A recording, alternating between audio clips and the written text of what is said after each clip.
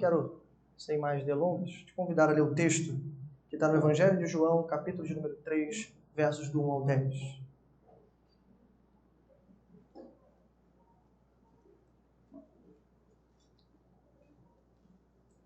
Evangelho de João, capítulo 3, versos do 1 ao 10.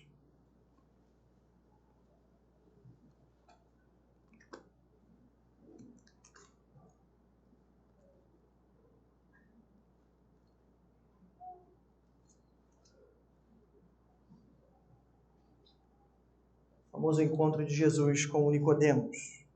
Hoje vamos ler apenas até o verso 10.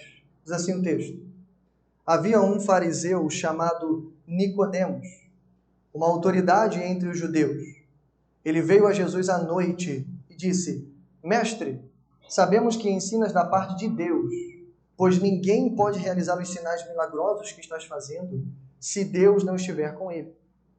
Em resposta, Jesus declarou: Digo-lhe a verdade. Ninguém pode ver o reino de Deus se não nascer de novo. Perguntou Nicodemos: Como alguém pode nascer sendo velho? É claro que não pode entrar pela segunda vez no ventre de sua mãe e renascer. Respondeu Jesus: Digo-lhe a verdade. Ninguém pode entrar no reino de Deus se não nascer da água e do Espírito. O que nasce da carne é carne, mas o que nasce do Espírito é Espírito. Não se surpreenda pelo fato de eu ter dito: é necessário que vocês nasçam de novo. O vento sopra onde quer, você o escuta, mas não pode dizer de onde vem, nem para onde vai. Assim acontece com todos os nascidos do Espírito. Perguntou Nicodemos: Como pode ser isso? Disse Jesus: Você é mestre em Israel e não entende essas coisas? Só até aqui, irmãos. Vamos orar mais uma vez para que o Senhor tenha misericórdia de nós. Pai nosso que estás nos céus, bendito e exaltado é o teu nome, Senhor. Obrigado, Senhor, por tudo que presenciamos até esse momento. Festa, Senhor, celebração. Hoje é dia de festa, sobretudo. Mas hoje é dia, Senhor, de louvarmos ao teu nome. Como foi dito no início, Senhor, não apenas pelo dia do pastor, mas, sobretudo, honras e glórias ao sumo pastor. E nós te agradecemos, Senhor, por mais uma vez estarmos reunidos em teu nome. Obrigado, Senhor, também pela leitura da tua palavra. E nesse momento tão especial, Senhor, a despeito de todas as distrações que possamos ter nesse momento. Mas a minha oração é que o Senhor congregue o nosso coração nesse momento. É para que o Senhor prenda a nossa atenção para ouvir mais uma porção da tua palavra. E que verdadeiramente o Senhor fale até nós. E como acabamos de ler, que o vento do teu Espírito sopre nesse lugar. E que haja, sobretudo, Senhor, conversão aqui. Que haja regeneração em nosso meio. Que pessoas, Senhor, possam de verdade enxergar a luz do teu santo evangelho. Em nome de Jesus, nós oramos. Amém. E amém. Graças a Deus. Bom, irmãos, nós estamos vivendo uma série de mensagens nesse evangelho, Evangelho de João, e temos defendido que esse evangelho é muito mais do que um compêndio informativo sobre a vida de Jesus. É muito mais do que uma biografia sobre a vida de Jesus, é muito mais do que informações sobre ele. Para isso, a gente tem outros 3 evangelhos, e agora, já quase no finalzinho do primeiro século, João, a pedido dos seus discípulos, escreve um 4º evangelho. E aí nós temos entendido que esse 4º evangelho, acima dos demais, ele é escrito com um propósito muito bem definido, que inclusive João já falou e revelou para nós. Ele foi escrito para que, através das suas páginas, pudéssemos conhecer Jesus. E conhecendo Jesus, víssemos a sua glória. E vendo a sua glória, crescemos nele para a vida eterna. Esse é o objetivo do Evangelho de João. Por isso temos chamado, esse é o Evangelho da evangelização. E mais do que compartilhar o Evangelho para nós, os leitores, João também escreve uma espécie de manual evangelístico.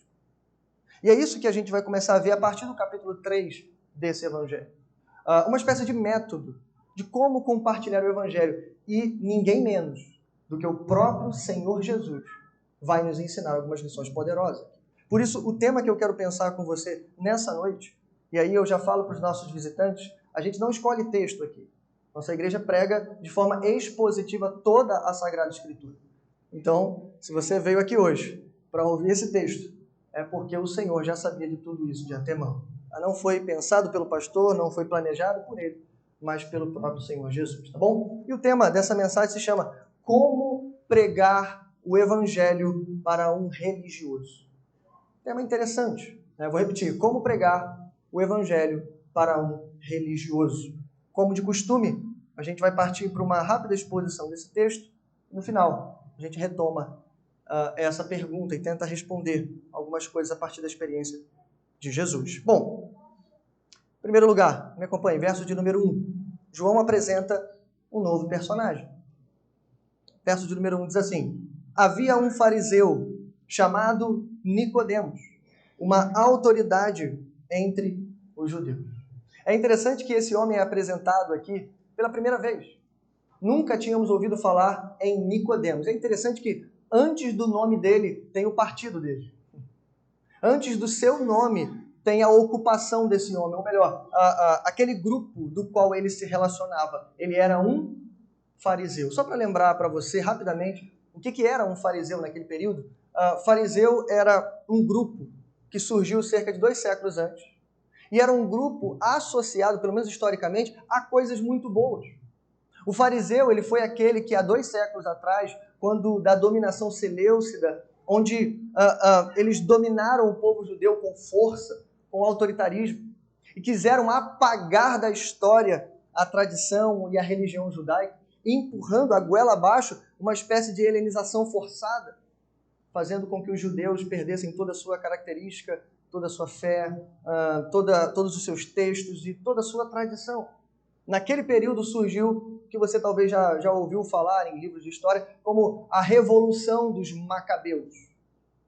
No meio dessa revolução, cremos que direcionada por Deus, porque conseguiu sustentar aquele povo e lutar, inclusive expulsar aquele império de Israel, mas no meio daqueles homens surgiu um grupo chamado Hassidim, em hebraico, que significa literalmente separado. É basicamente a tradução que vai para o grego fariseus. Então os fariseus naquele período surgiram como dissidentes, opositores de tudo aquilo que era ruim, né? Contra o paganismo, contra o sincretismo, e o secularismo. Então a gente pode dizer que o surgimento dos fariseus está ligado a coisas boas, né? Homens santos que lutaram contra os dominadores, mas o tempo passou. E infelizmente, 2 séculos depois, esse grupo chamado fariseus não eram mais os mesmos. Eles se transformaram numa espécie de partido político dentro das sinagogas, principalmente dentro do templo. Eles criaram e reproduziram diversos outros mandamentos. Colocaram um jugo pesado sobre o povo de Deus e, como o próprio Senhor Jesus vai confrontá-los em diversas vezes, são basicamente taxados como hipócritas. Um teólogo da igreja, Hendriksen, o nome dele, vai dizer basicamente isso, que eles cometeram um erro básico e trágico de exteriorizar a religião. Para o fariseu, a religião era de fato uma religião. Ela era mantida por rituais, por sacramentos, por reuniões, no caso, sinagogas, templo, sacrifícios e nada mais do que isso. Por isso que quando Jesus se depara com esses homens, Jesus sempre está revelando o interior do coração desses homens. Porque, irmãos, eu já vou dizer logo de início, o tema é estranho, né? Alguém religioso falando contra a religião parece estranho. Talvez para você que não está acostumado. Só que, irmãos, em primeiro lugar, Jesus não é religião. E a gente precisa entender isso de uma vez por todas. Tá? E a gente vai ver algumas diferenças ao decorrer desse texto. Ok? E aí sim, a gente ouve falar desse homem chamado Nicodemos. Como eu disse, um fariseu. A gente não vai saber muito sobre ele, mas é interessante, diga-se de passagem, que esse homem aparece outras 2 vezes no texto de João. Primeira vez aqui, visitando Jesus à noite. A segunda vez, ele faz uma defesa, ainda de forma tímida, de Jesus no meio dos seus companheiros. Ali, os fariseus, os religiosos, mandam alguns soldados para investigar Jesus, só que os soldados que foram investigar Jesus, eles foram atraídos pelas palavras de Jesus. Ao ponto de quando eles retornaram, o chefe dos fariseus ali perguntou para os soldados, olha, E aí, o que aconteceu? Vocês apanharam ele? O que houve? Eles disseram assim, ninguém jamais falou como aquele homem. Eles voltaram, não com raiva de Jesus, mas eles voltaram impactados pela palavra, pelo poder de Jesus. E aí, aqueles homens se revoltaram. E nesse momento, Nicodemos se levanta e fala assim, olha, calma, por acaso a gente já condenou alguém sem ouvi-lo primeiro? Então, Nicodemos baixa um pouco a poeira, mas ainda é uma defesa um pouco tímida. É nada mais do que isso. E aí sim, no último momento, no capítulo 19 de João, aí sim, Jesus já havia morrido. O corpo dele estava lá estirado, dependurado sobre a cruz. E um homem chamado José de Arimateia, junto com Nicodemos, vão até os romanos pedir o corpo de Jesus. Você lembra que o sepulcro que Jesus foi colocado foi o sepulcro de José de Arimateia. E 2 homens retiraram o corpo de Jesus, carregaram o corpo dele diante de toda a multidão, diante de todas as pessoas, lavaram o corpo, ungiram o corpo, cuidaram do corpo de Jesus e colocaram ele no sepulcro. Nesse momento, irmãos, de forma total, Nicodemos assume de fato a sua posição ao lado de Jesus. Esse é o homem, Nicodemos. O texto ainda fala que ele é uma espécie de autoridade entre os judeus. A palavra aqui significa chefe. Ele era chefe de alguns dos fariseus. Em palavras fáceis, quem era Nicodemos? Um religioso. Como se diria hoje, né? Um religioso raiz. Um típico religioso. Com todas as letras, um bom e velho fariseu. Esse é o homem que vai encontrar Jesus. E aí sim, a partir dos versos 2 até o verso 10, a gente vai ter aqui um jogo de perguntas e respostas. Um diálogo que a gente vai dividir em 3 partes. A partir da primeira e segunda resposta, segunda e terceira pergunta e a terceira resposta. O fariseu vai perguntar e Jesus vai responder. O fariseu pergunta 3 vezes, Jesus responde 3 vezes. Então vamos lá. Em primeiro lugar, primeira pergunta. Verso 2. Ele veio a Jesus à noite e disse, Mestre, sabemos que ensinas da parte de Deus, pois ninguém pode realizar os sinais miraculosos que estás fazendo se Deus não estiver com ele. A primeira coisa interessante desse texto é que não tem ponto de interrogação. Eu queria que você prestasse atenção nisso. O verso 2 não tem ponto de interrogação e eu falei que Nicodemos faz uma pergunta. Então eu quero deixar claro que é uma pergunta implícita nesse texto. Eu vou voltar a ela já já. A primeira observação que eu quero fazer é, ele veio a Jesus à noite. Aqui os teólogos se dividem para entender o que significa à noite. Por que Nicodemos vai à noite? Um grupo acha que ele vai à noite porque à noite as coisas são mais tranquilas. Durante o dia tem aquela confusão, né, pessoas andando de um lado para o outro, Jesus cercado de gente, acompanhado de multidão, e à noite não. À noite Jesus está sozinho, tranquilo. Outros vão dizer que noite pode ter um intuito simbólico aqui. Pode significar, talvez, a escuridão moral e espiritual do coração do próprio Nicodemos. Eu acho um pouco difícil, um pouco forçação dizer isso. Eu acredito, irmãos, bem mais simples. Eu acredito que Nicodemos vai à noite. Talvez sim, buscando um pouco de tranquilidade, mas também buscando um pouquinho, talvez, de segurança ali. Nicodemos, ele está com um pouco de receio de, tão brevemente, se posicionar diante de um novo pregador. Como eu disse, Nicodemos é um chefe entre os fariseus. Então, se ele se posiciona logo no início do ministério de Jesus, do lado de Jesus, e vai que esse novo pregador não é aquilo que pensávamos que fosse, então Nicodemos está cometendo uma atitude cautelosa aqui em primeiro lugar. Por isso, talvez ele vai à noite se encontrar com Jesus. Bom, e aí sim, que pergunta nós temos aqui?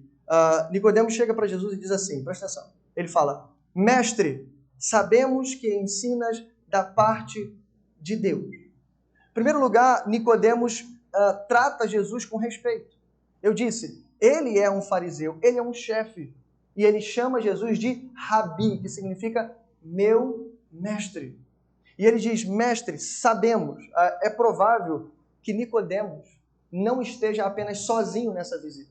É provável que essa visita seja uma representação dos outros religiosos, dos outros fariseus, ou pelo menos um grupo ali dentro, identificou Jesus pregando, operando alguns sinais, e alguém disse no meio deles, olha, realmente, eu vi os milagres e os milagres são incontestáveis. Tem alguma coisa com esse novo pregador aí. Então a gente precisa sondar para ver o que é. Nicodemos é provavelmente o homem que vai fazer isso. Por isso eu estou dizendo, há uma pergunta implícita aqui. Mas vamos continuar. Mestre, sabemos que ensinas da parte de Deus, porque ninguém pode realizar os sinais miraculosos que estás fazendo se Deus não estiver com ele. A princípio, isso parece uma coisa muito elevada. Parece que Nicodemos está colocando Jesus num patamar muito elevado, mas infelizmente não é. Primeiro que chamar Jesus de mestre é dizer assim, o senhor é um colega nosso. Eu não sei qual foi a escola que o senhor frequentou, eu não sei qual foi o seminário que o senhor frequentou, mas o senhor é um mestre, assim como nós somos mestres e todos os outros são mestres. Só que com uma diferença. O senhor realiza sinais miraculosos, e isso é fato. A gente conseguiu constatar isso. Só que se a gente se lembrar do finalzinho do capítulo anterior, irmãos, tinha uma multidão já seguindo Jesus por causa dos sinais miraculosos. E se você ler depois aí com calma, finalzinho do capítulo 2, termina dizendo o seguinte, embora eles viam os milagres e criam em Jesus por causa dos milagres, o texto termina dizendo assim, mas Jesus não se confiava a eles, porque conhecia o interior dos homens. Em outras palavras, eles estavam seguindo Jesus pela curiosidade, pela especulação, ou simplesmente porque estavam vendo coisas grandiosas. Como a gente pregou semana passada, pelo interesse, não no Salvador, mas naquilo que ele podia fazer.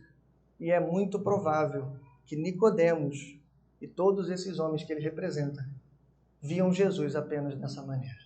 E aí a pergunta implícita, irmãos, é basicamente a mesma pergunta do capítulo 2.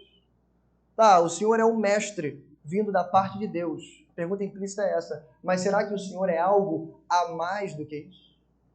Será que o Senhor é algo além disso? É como se Nicodemos esperasse uma correção vindo de Jesus.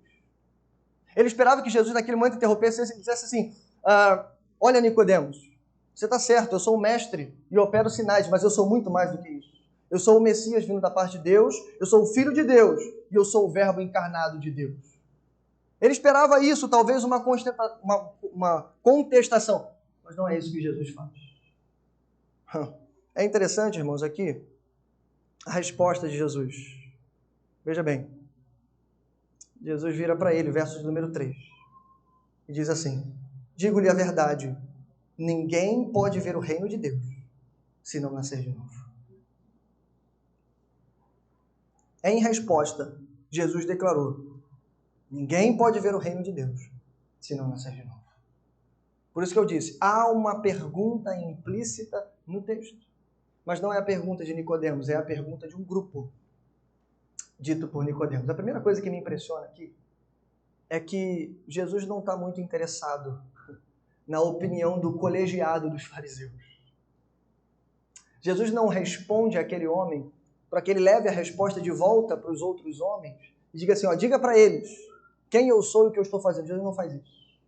Jesus interrompe aquela investigação, aquele interrogatório e ele começa a tratar com o coração de Nicodemos. Irmãos, deixa eu fazer uma pausa aqui porque isso aqui é especial. O capítulo 2 terminou dizendo isso. Jesus não precisava que ninguém lhe dissesse nada acerca do homem, porque ele conhecia o que havia no interior do homem. Em outras palavras, Jesus conhece o coração de cada pessoa. E embora Nicodemos fosse lá representando um grupo, Jesus não está interessado com o grupo, Jesus está interessado com ele. E isso vai acontecer já no próximo capítulo, capítulo 4.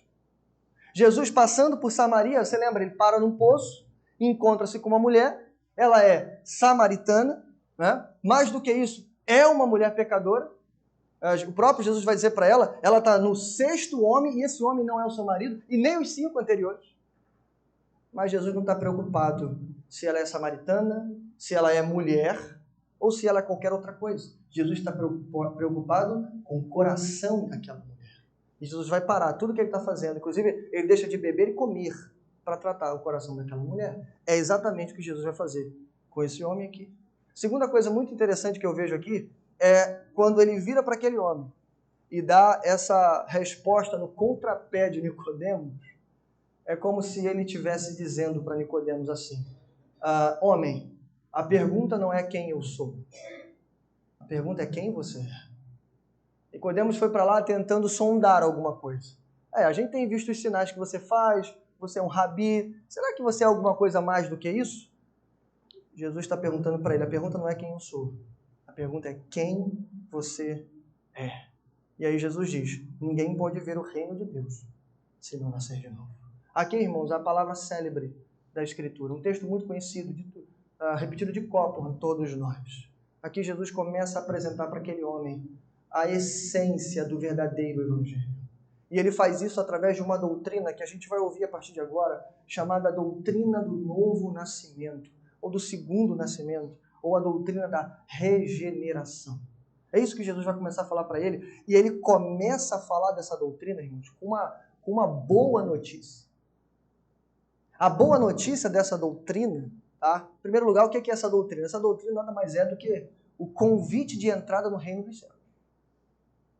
Se você ainda se pergunta o que eu tenho que fazer para entrar no reino de Deus, a resposta está aqui nesse texto. Você precisa nascer de novo. E aí a boa notícia dessa resposta é justamente a palavra ninguém. Essa é a boa notícia. Por quê? Porque Jesus, o próprio Filho de Deus, está igualando todos os seres vivos, todos os seres humanos. Daquele tempo, depois, de hoje, de todos os tempos. Positivamente, é como se ele estivesse dizendo assim, todas as pessoas só podem ver e entrar no reino de Deus se verdadeiramente nascerem de novo. Irmãos, isso é uma boa notícia. Porque não é preciso ter muito, não é preciso saber muito, não é preciso ser rico, independente se somos pobres, independente de quem somos. Só é preciso nascer de novo para entrar no reino de Deus. Então essa é uma boa notícia. Mas então ele começa. Ninguém pode ver o reino de Deus se não nascer de novo. Reino de Deus, irmãos, era uma palavra conhecida daquele homem. Como eu disse, ele era dito um religioso. Mas infelizmente, como eu falei, o partido dos fariseus havia se perdido há muito tempo. Quando o fariseu ouvia a palavra reino de Deus, sabe o que ele estava imaginando? Ele estava imaginando um levante político naquele período. Ele estava imaginando que Deus ia mandar um segundo rei Davi, que ia expulsar os romanos, se sentar no trono, estabelecer de novo o seu trono, ia fortalecer as fronteiras, resgatar os judeus que estavam espalhados pela terra naquele período e estabelecer a paz para todo sempre. Era assim que o fariseu pensava reino de Deus naquele período. E aí quando Jesus fala, olha, ninguém pode ver o reino, nem tampouco entrar nesse reino, se não nascer de novo, aquele fariseu entendeu mais ou menos. Mas o problema reside na palavrinha nascer de novo. Irmãos, que história é essa, nascer de novo? Vou explicar para você bem rápido, bem fácil. Essa palavrinha grega causa algum debate, porque ela pode significar tanto nascer de cima, como nascer de novo. E nós somos da escola que defende os dois significados. Porque nascer de novo é um nascimento sobrenatural operado pelo Espírito Santo. Isso significa nascer de cima. Só que nascer de novo significa literalmente ser radicalmente transformado pelo poder do Espírito Santo. Então significa nascer pela segunda vez. Irmãos, aqui, diante de nós, está a única maneira de você recomeçar a sua vida de uma maneira inteiramente nova. É através dessa doutrina, através do poder do Espírito. E aí Jesus termina dizendo para ele, olha só, você viu os milagres, você viu tudo aquilo que eu estou fazendo, mas eu quero dizer uma verdade para você. Se você não nascer de novo, você não pode ver o reino de Deus. Em outras palavras, Jesus está dizendo para ele, você viu tudo errado, meu camarada. Você acha que viu, você acha que sabe quem eu sou, mas para você saber quem eu sou e você poder ver o reino de Deus se manifestar, você tem que nascer de novo. Mas Jesus continua, e o fariseu também. Verso de número 4, isso provoca uma segunda pergunta daquele homem. Aí sim, uma pergunta direta, onde ele diz, perguntou Nicodemos, como alguém pode nascer sendo velho? É claro que não pode entrar pela segunda vez no ventre de sua mãe e renascer. Isso aqui prova, irmãos, que Nicodemos entendeu o que Jesus está falando. Ele entendeu que Jesus está falando de um segundo nascimento, ou seja, nascer novamente. Só que, talvez com um pouco de impaciência, né, ele leva as palavras de Jesus ao pé da letra, dizendo assim, o senhor está falando o quê? Que um homem velho, como eu, Vou entrar de novo no ventre da minha mãe e vou renascer? É claro que não é isso que Jesus está falando. Mas aqui, irmãos, lembre-se, temos diante de nós um típico religioso. E, infelizmente, é assim que o religioso entende as Escrituras. E entende as coisas de Deus. Ele leva tudo ao pé da letra. Ou seja, ele lê a Bíblia, mas ele só consegue ver ali histórias. Ele conhece a letra fria. Ele conhece os mandamentos, mas ele não conhece o Senhor Jesus. Esse é o caso de Nicodemos. Ele ouve, mas ele não entende. E pior, o rei está diante dele, mas ele não consegue ver o reino. Mas então, Jesus responde ele mais uma vez, verso 5. Respondeu Jesus: digo-lhe a verdade. Ninguém pode entrar no reino de Deus se não nascer da água e do Espírito. É como se Jesus estivesse dizendo para ele assim: tá bom, já que você vai levar o pé da letra, dizendo que vai voltar para o ventre da sua mãe, então eu vou dizer para você como é que funciona esse nascimento. É nascer da água e do Espírito. De novo, a gente tem um pequeno debate aqui. O que significa nascer da água e do Espírito? Muito simples, irmão, muito simples. Nós acreditamos que reunindo, eu vou ler alguns textos para você, do Antigo Testamento, e o que Jesus está falando para aquele homem é de fácil compreensão. A gente tem que partir desse princípio.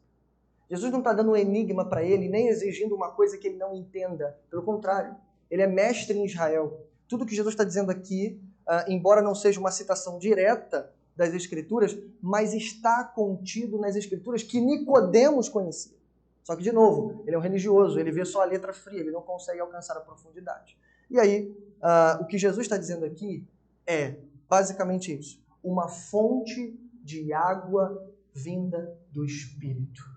Então, quando ele fala, se não nascer da água e do Espírito, a gente acredita que essas duas palavrinhas significam naturalmente a atuação poderosa do Espírito Santo. Por que Jesus usou água e Espírito? Simples, irmãos, porque a água era uma representação simbólica do Espírito Santo agindo no Antigo Testamento. Eu posso citar para você aqui inúmeras passagens, a gente vai sair daqui só amanhã, mas naquele momento, Nicodemos precisava reconhecer, pelo menos lembrar de uma passagem, umazinha que seja, e entender o que Jesus está falando. Jesus não está falando de nascimento natural, Jesus está falando de um nascimento sobrenatural, operado pelo Espírito. Eu leio para você, Joel 2, 28. Derramarei, a palavra derramar significa entornar. Estou falando de água aqui. Derramarei do meu Espírito sobre toda a carne. Isaías 32, 15. Até que sobre nós o Espírito seja derramado do alto. Ezequiel 39, 29. Pois derramarei o meu Espírito sobre a nação de Israel. Isaías 44, 3. Pois derramarei água na terra sedenta e torrentes na terra seca. Derramarei o meu Espírito sobre a sua prole e a minha bênção sobre os seus descendentes. Eu li só alguns, irmãos, tem vários. Ele deveria se lembrar. Jesus está falando de um poder que só pode vir do Espírito de Deus. Mas há um texto no Antigo Testamento que era decorado, é um texto importante para aquele povo, porque falava da expectativa do fim dos tempos. E no fim dos tempos, as profecias diziam que o Messias se manifestaria, e quando ele se manifestasse, ele então purificaria o seu povo e colocaria neles o Espírito de Deus. Veja o que diz Ezequiel 36, a partir do verso 25 ou 27. Veja se você encontra nesse texto os dois elementos, água e Espírito. Veja, aspergirei água pura sobre vocês, e vocês ficarão puros. E os purificarei de todas as suas impurezas e de todos os seus ídolos. Darei a vocês um coração novo e porei um espírito novo em vocês. Tirarei de vocês o coração de pedra e lhes darei um coração de carne. Porei o meu espírito em vocês e os levarei a agirem segundo os meus decretos e a obedecerem fielmente às minhas leis.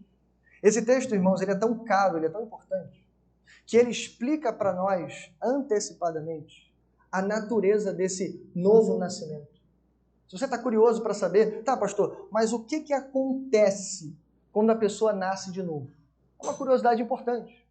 Não, eu entendi que para entrar no reino de Deus eu tenho que nascer de novo. Mas o que de fato acontece quando alguém fala, nasci de novo? O que acontece? Esse texto acabou de explicar.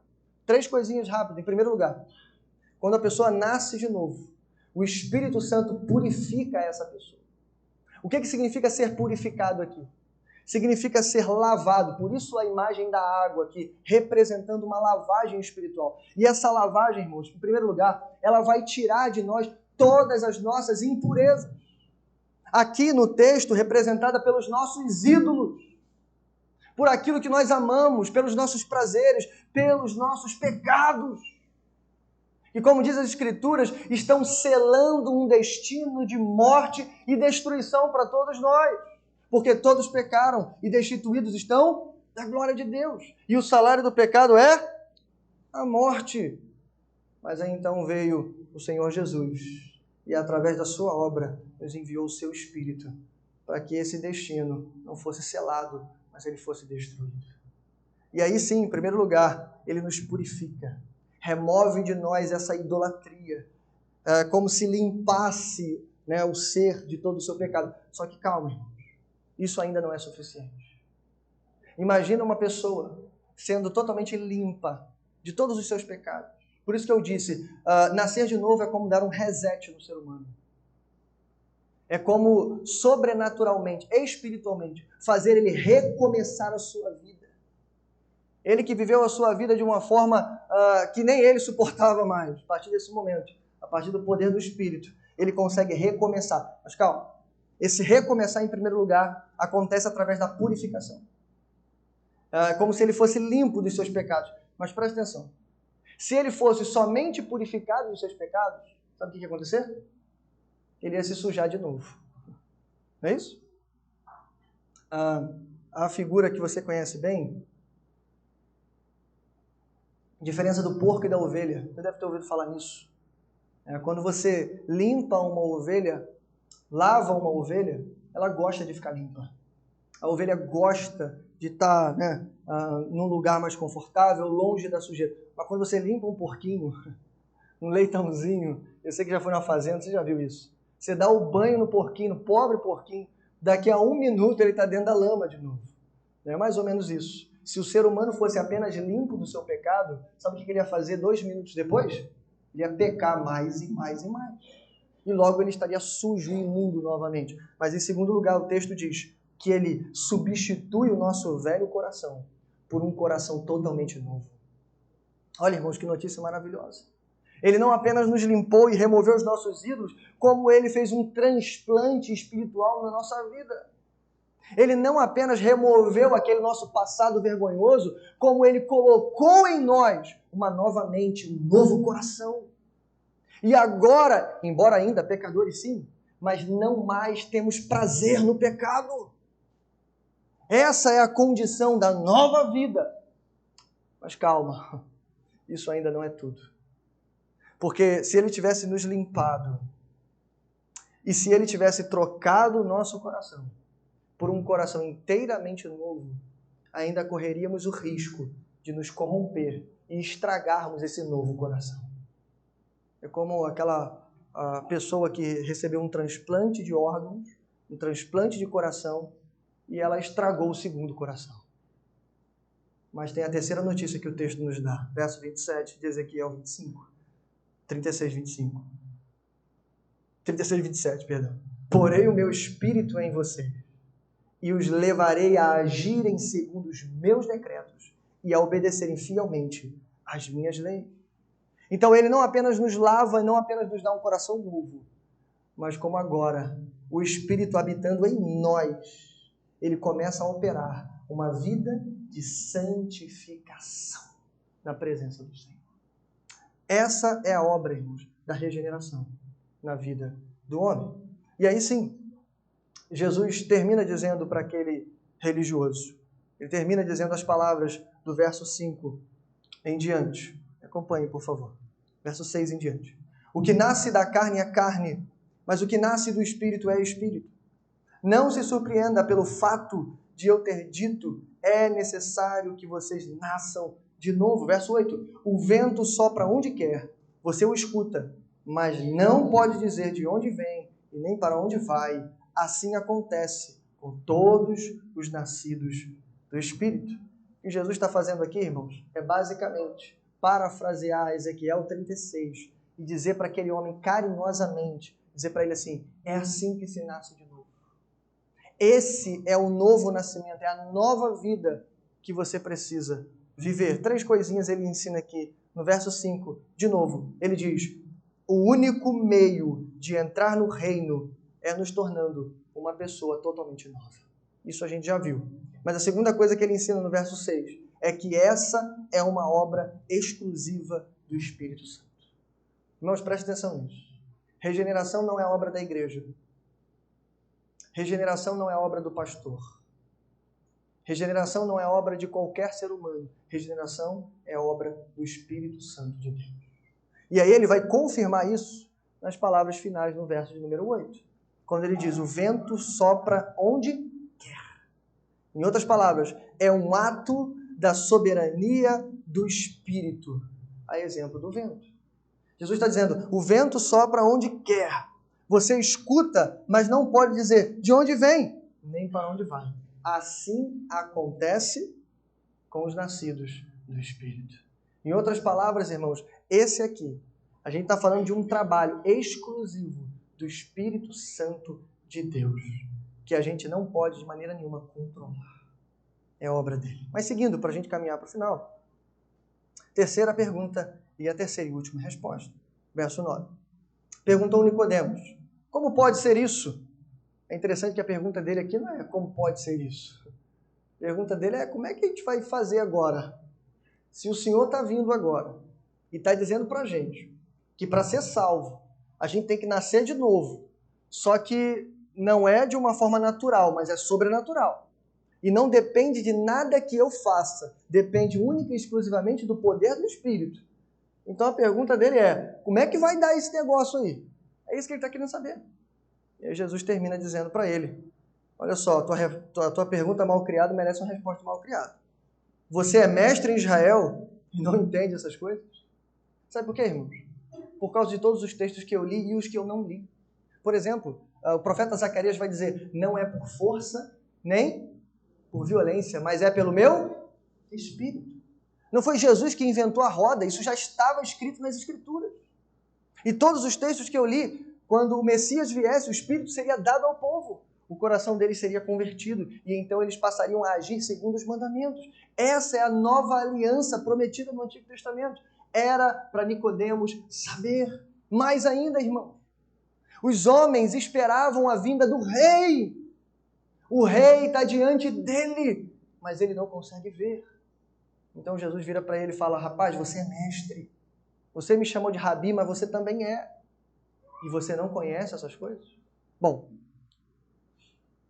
voltamos então à nossa pergunta principal. Como pregar o evangelho para um religioso?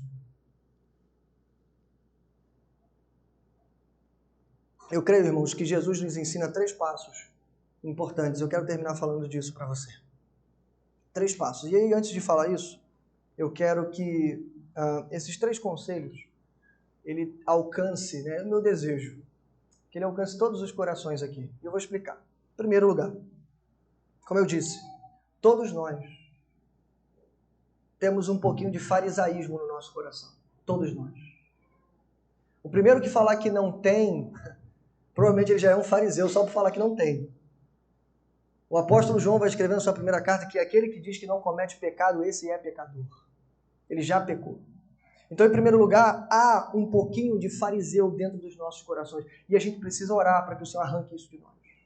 E aí a ideia aqui é que esses 3 passos que Jesus aplicou para Nicodemos funcionem, em primeiro lugar, para nós e para os nossos corações. Mas, em segundo lugar, é possível que tenha pessoas aqui, como eu também, que estamos compartilhando o Evangelho, inclusive para religiosos. Inclusive para pessoas que frequentam igrejas evangélicas e outras igrejas e outras religiões todos os domingos.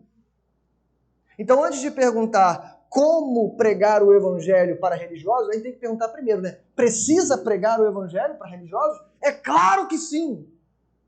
A prova disso e a resposta que você precisa está no capítulo 3 de João. Senão, irmãos, o capítulo 3 não precisaria existir. Mas ele existe por quê? Porque mesmo um homem velho, chefe dos teólogos fariseus, uma espécie de pastor ou bispo naquele período, vai diante de Jesus cheio de pompa, dizendo: ah, você é rabi, eu também sou, o senhor é alguma coisa aí? E Jesus vira para ele e fala assim: olha só, vamos combinar um negócio? Você precisa nascer de novo primeiro, rapaz. Diante do Rei dos Reis, aquele homem não sabia nem quem ele era e nem o que ele estava fazendo. Então a resposta é, tem que pregar o evangelho sim, para religiosos. De novo, porque tem um pouquinho de religioso no nosso coração ainda. Então o primeiro passo que Jesus nos ensina é que precisamos remover as garantias. Para pregar o evangelho, irmãos, em primeiro lugar, a gente tem que destruir todas as garantias dos homens. Irmãos, quando eu falo de garantia, claro, eu estou falando para religioso primeiro, mas todos nós temos garantias. O ímpio tem garantia. Você já ouviu aquelas histórias? Não, eu creio em Deus. Uau, isso é bom. Não, eu conheço. Eu fui criado na igreja. Eu fiz a classe de catecúmenos. Eu fiz a primeira comunhão. No caso do evangélico, né? Eu fui embaixador do rei. No caso de nós batistas. Isso é maravilhoso, irmãos. Muitos conselhos importantes. A nossa civilização, o Ocidente, foi transformado pela fé cristã. Mas a questão é, será que no meio do caminho eu me encontrei com Jesus Cristo? Eu tive um encontro pessoal e verdadeiro com Cristo? É isso que a gente precisa perguntar. Mas em primeiro lugar, antes de pregar o evangelho, remova as garantias. Eu vou dizer algumas aqui. Título. Antes de dizer o nome dele, a gente conhece o partido dele. Então, irmãos, presta atenção. Essa pregação não está interessada com o título. Não importa se você é pastor até. Nicodemos era comparado a um pastor. Não importa se você é diácono, se você tem muito tempo de igreja. Não importa. Títulos, não importa. Posição, tempo, já falei. Serviço. Não, pastor, mas eu sirvo a minha igreja já há 300 anos. No caso dos judeus, descendência. Os judeus acreditavam que por serem descendentes de Abraão, estavam com a salvação garantida. E a primeira coisa que João escreve ainda no capítulo 1 é que não depende da descendência natural, mas da vontade de Deus. E ele diz de novo aqui, vocês têm que nascer de novo. Irmãos, essa mensagem, a mensagem do Evangelho, ela não está preocupada com o que você acha que você é, com aquilo que as pessoas dizem que você é. De novo, com o teu tempo, com a tua posição, com a tua roupa bonita, com o teu número de frequência na igreja.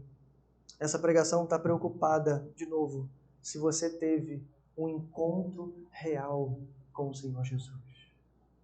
Eu vou dizer uma coisa para você, infelizmente, a intenção de Nicodemos ir até Jesus foi uma intenção puramente intelectual. Foi uma intenção investigativa, como eu já disse para você. Ele foi representando um grupo, ele foi até Jesus como um universitário hoje. Vai para a Bíblia questionar algumas coisas. Mas ainda assim, o Senhor Jesus tratou aquele homem de uma maneira que a semente ficou plantada no coração dele. Para que, ainda no final da narrativa do Evangelho, a gente vê aquele homem se posicionando ao lado de Jesus. A gente crê, irmãos, que essas palavras penetraram no coração de Nicodemos. E até o finalzinho da sua vida, ele entregou a sua vida a Jesus. Então, por isso, precisamos remover todas as garantias. Segundo lugar, removendo as garantias, precisamos inserir o Evangelho. Aqui, irmãos, infelizmente, há um erro que nós cometemos. Quando nós pregamos o Evangelho, a gente remove as garantias, a gente coloca a pessoa num ponto em falso. Não há base, não há chão para ela pisar. Tudo aquilo que ela acreditava, tudo aquilo que ela se segurava, não pode mais protegê-la. Mas a gente falha se a gente parar aqui. A gente comete um grande engano se a gente não falar para ela tudo aquilo que Jesus fez pela vida dela. Ainda que seja 2000 anos atrás, isso ainda continua a perpetuar por todos os séculos pela sua vida.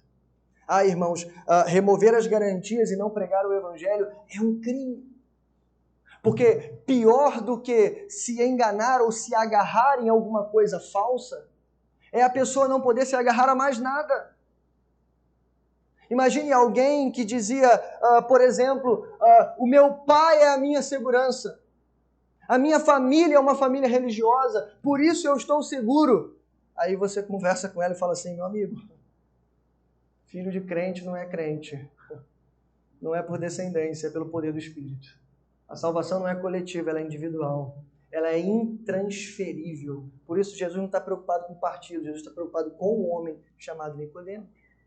E aí imagina você dizer isso para ela, e a partir de agora ela vai dizer, eu não tenho mais segurança. É nesse momento que nós precisamos entrar com o Evangelho de Cristo. Então me permita, em poucos minutos, dizer para você o que Cristo fez. Irmãos, Cristo, Ele é o próprio Deus encarnado. A gente falou de manhã, Cristo não é um aventureiro. Um homem corajoso que atravessou um país para salvar um povo que ele não conhecia. Jesus é o Deus Filho, a segunda pessoa da Trindade. E se isso é verdade, presta atenção, significa que ele não atravessou países, ele atravessou o universo. Mais do que isso, de uma forma que a gente não consegue compreender direito. Ele veio da eternidade e entrou no tempo. Não só isso, irmãos. O texto anterior, capítulo 1, verso 14, diz que o verbo, que significa literalmente Deus, se fez carne e habitou entre nós. Se fazer carne significa se tornar totalmente humano. Eu não sei se você sabe, mas um Deus assumir a natureza humana é uma humilhação. E de fato, Filipenses capítulo 2 vai dizer isso. Que ele assumiu a forma de servo, sendo obediente. E aí não só isso, irmãos. Você lembra? Ele veio numa família pobre, sem muita pompa, sem muito reconhecimento, fugindo de um lugar para o outro, numa cidade insignificante chamada Nazaré. Ele cresceu como um homem simples, mas sendo fiel e obediente a Deus em todos os momentos. Ele cumpriu os mandamentos que nós não conseguimos cumprir, e ele fez isso em a cada passo por causa de nós. E aí, irmãos, quando chegou na vida adulta, ele começou a pregar e anunciar o seu reino, como ele está fazendo aqui. Foi encarado por alguns religiosos da época ao ponto desses mesmos homens, com a exceção de Nicodemos, é claro. Creio que Nicodemos se separou deles, mas com esses mesmos homens, ele foi levado até um caminho de morte, dor e sofrimento. Ele foi colocado naquilo que a gente conhece como via crucis. E você sabe, você conhece a tela sangrenta da crucificação, não preciso pintar aqui para você. Uma tela sangrenta, uma imagem terrível, Jesus sendo humilhado, escarnecido, sangrando. Mas ele fez isso por cada um de nós. O motivo pelo qual, irmãos, presta atenção, Jesus veio e se fez carne e morreu por nós, é porque você estava condenado à morte. De novo, lembra? Os nossos pecados selaram o nosso destino. Não Deus, mas os nossos pecados. Então, por causa das nossas escolhas diárias, e eu quero deixar isso claro aqui, não tem ninguém aqui dentro, com certeza, que pode bater no peito e dizer assim, não, pastor, eu não cometo pecado. Seguramente eu posso dizer isso para você. Todos nós somos pecadores. Então, sem Cristo, o nosso destino estava selado. Havia dor e sofrimento, morte, a única certeza do homem. A gente fala lá fora, né? Há um ditado, a única certeza que temos na vida é a morte, mas não para o crente. Porque tragada foi a morte na vitória. Jesus Cristo venceu a morte, irmão. É verdade, ele sucumbiu na sexta-feira, mas no domingo ele ressuscitou. E sabe o que significa isso, irmãos? Vitória. Porque ele não ressuscita sozinho, mas ele ressuscita junto com todo o seu povo, todos nós. E a sua palavra diz que se crermos em Jesus Cristo e na sua obra, nós também, naquele grande dia, ressuscitaremos com ele. Por isso que o cristão, irmãos, ele não teme a morte. Claro, irmãos, a gente sofre com a morte. A gente chora a morte dos nossos entes queridos, mas a gente não teme a morte. Como disse John Piper, a morte é como meu carro. Ela me leva onde eu quero ir. Há duas maneiras apenas da gente se encontrar com Cristo. Ou morrendo, ou ele vindo nos buscar. Então o crente não teme a morte mais do que isso. Porque o crente sabe que a vida dele foi comprada por um alto preço na cruz do Calvário. Mas então, irmãos, seguindo, nós precisamos inserir o Evangelho de novo e de novo. E veja bem, preste atenção, por que dizer isso para um religioso? E aqui eu explico para você por que religiosos, né? Talvez você pense assim, mas o senhor é religioso, o senhor está de terno aí, né? O senhor está dentro de uma igreja. Mas, irmãos, há uma diferença muito grande entre a religião e o Evangelho de Jesus. Vou explicar para você. A religião diz tudo aquilo que você precisa fazer para você ser salvo. Jesus diz tudo aquilo que ele fez para que você fosse salvo. A religião começa dizendo, olha, aqui tem uma lista para você seguir. Tem um comportamento para você se adequar. Tem roupas que você precisa se adornar. Tem coisas que você precisa fazer.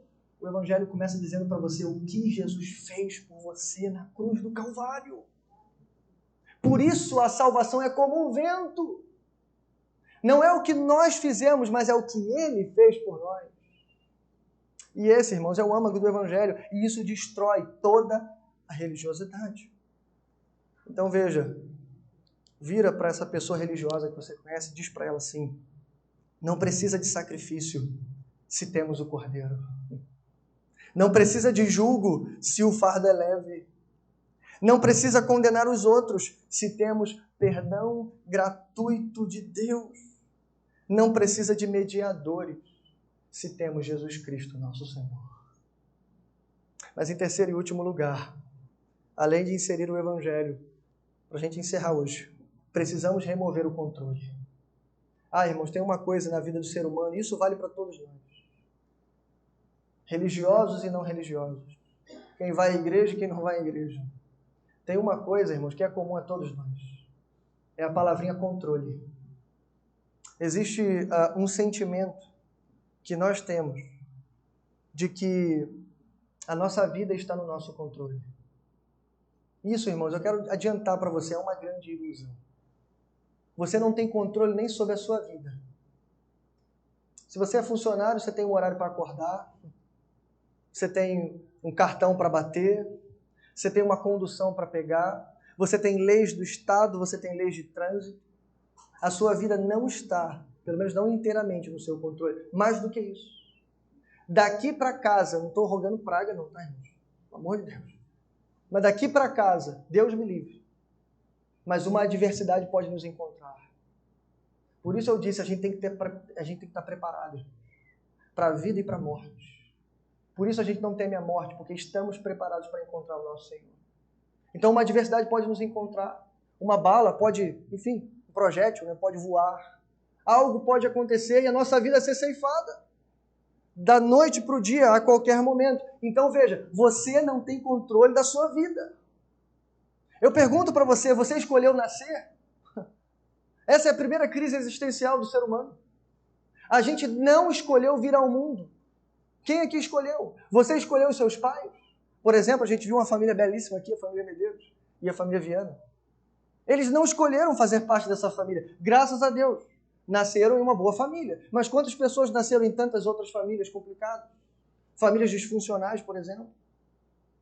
Nós não escolhemos vir ao mundo, nem tampouco escolhemos a família que viemos a existir. Mas veja bem, isso é porque a nossa vida não está no nosso controle. Se a gente não escolheu o dia que a gente ia nascer, a gente também não pode escolher o dia que a gente vai morrer. Mais do que isso. Você não pode escolher absolutamente nada na sua vida. Mas tem uma coisa que você pode escolher. Você pode se posicionar por Jesus Cristo. Você pode escolher onde você vai passar a sua eternidade. Você pode pensar que daqui a pouco a sua vida pode ser ceifada e você pode se encontrar com o Rei dos Reis e Senhor dos Senhores. Bom, irmãos, remover o controle significa dizer, ele age quando quer e como quer. E isso, irmãos, eu termino dizendo, isso é uma bênção para todos nós.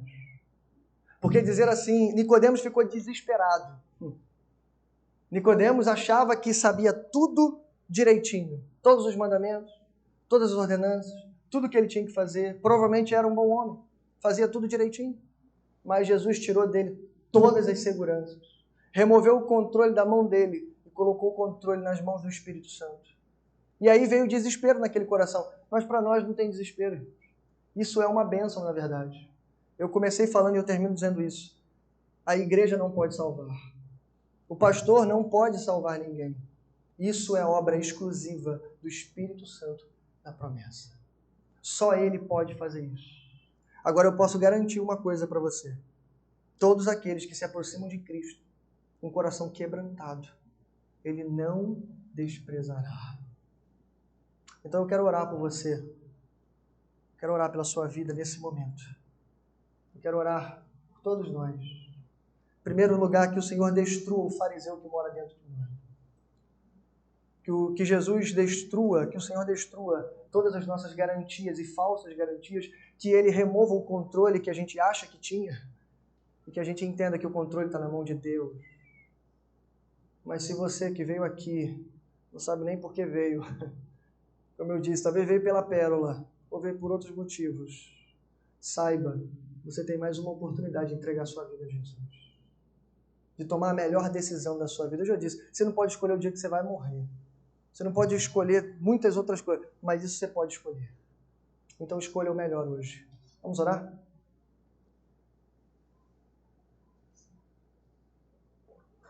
Pai nosso que estás nos céus, bendito e exaltado, Senhor, é o teu nome. Glória seja dada a ti, Senhor, por essa palavra. Palavra em que aprendemos, Senhor, sobre o religioso chamado Nicodemos. Esse encontro, Senhor, tão empolgante e pessoal, Senhor, como vimos, Senhor, aqui em João capítulo 3. Um encontro, Senhor, que começa de maneira intelectual, mas que termina de maneira pessoal. Onde Jesus trava um contato, não com um grupo, mas com o coração daquele homem. Então a nossa oração inicial é que o Senhor, Pai, sonde cada coração aqui nessa noite. E como o Senhor mesmo disse para Nicodemos, não depende de nós, Senhor, mas depende única e exclusivamente do Teu Espírito. Porque não dá para controlar o vento, também não dá para controlar o Espírito de Deus. Então a nossa oração, o nosso pedido é, sopra no nosso meio, Senhor. Faz chover a água poderosa vindo do Teu Espírito. Purifica, Senhor, os corações, remove de nós a nossa sujeira, a nossa idolatria e transplanta em nós, Senhor, um coração novo.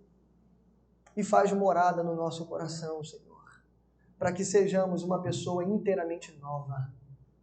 Talvez tenha gente que entrou aqui no nosso meio, Senhor, cansada de viver do jeito que ela vive, Senhor. Presa a vícios, pecados, traições, coisas terríveis, coisas tão sujas e podres que ninguém sabe, mas ela sabe e o Senhor sabe. Mas nós queremos dizer, ainda há esperança para a vida dessas pessoas. E a esperança está em Ti, Senhor.